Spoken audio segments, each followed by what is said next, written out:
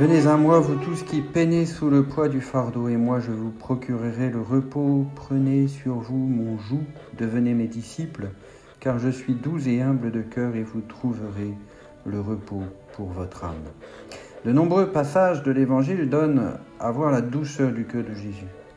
Jésus pleurant sur Jérusalem, ou Jésus face à la tombe de son ami Lazare, Jésus pardonnant à la femme adultère, ou ressuscitant le fils de la veuve de Naïm.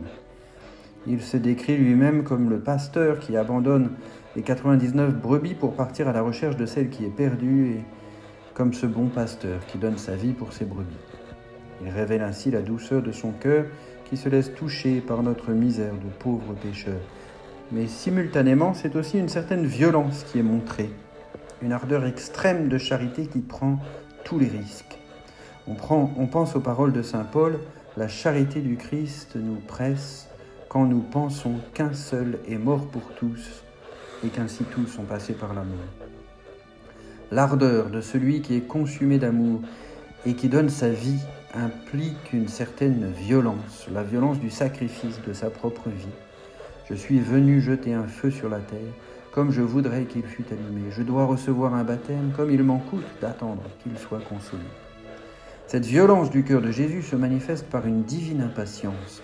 C'est ainsi que Jésus interpelle Zachée. « Aujourd'hui, je dois demeurer chez toi. » Cela ne souffre aucun délai.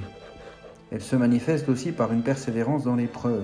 Saint Jean note au début de son récit de la Sainte Seine « Ayant aimé les siens qui étaient dans le monde, il les aima jusqu'à la fin. » C'est un aspect particulièrement significatif des événements de la Passion du Christ, le choix renouvelé à chaque pas de se soumettre à la violence des hommes par amour pour le Père et pour eux, le choix de ne pas se défendre, de ne pas se protéger, de ne pas mesurer le don qu'il fait de lui-même. On voit là que la douceur et la miséricorde du cœur de Jésus n'ont rien de mièvre. Le cœur de Jésus est magnanime dans son don. On comprend un peu comment l'auteur de l'Épître aux Hébreux peut s'exclamer « Comme il est terrible de tomber entre les mains du Dieu vivant ». Pourquoi est-ce terrible ? Parce que nous sommes invités à nous laisser conformer au cœur de Jésus. La prière « Rends mon cœur semblable au tien » est tout à fait légitime et nous ferait trembler si nous prenions la mesure de ce que nous demandons. Depuis les jours de Jean le Baptiste jusqu'à présent, le royaume des cieux subit la violence et les violents cherchent à s'en emparer.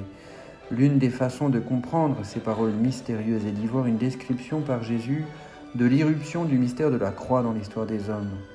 Le cœur de Jésus auquel nous voulons être rendus semblables est celui qui a été transpercé sur la croix. Jésus crucifié est bien pour nous puissance de Dieu et sagesse de Dieu, ou plutôt, il demande de le devenir de plus en plus, pratiquement, quotidiennement. Les martyrs témoignent de cela d'une manière particulièrement transparente, mais en fait tous les saints, Sainte Thérèse de l'Enfant Jésus et de la Sainte Face, Mère Teresa, le Saint Curé d'Ars, tous ont vécu d'une manière ou d'une autre de cette union transformante avec le cœur de Jésus, et ils n'en sont pas sortis indemnes.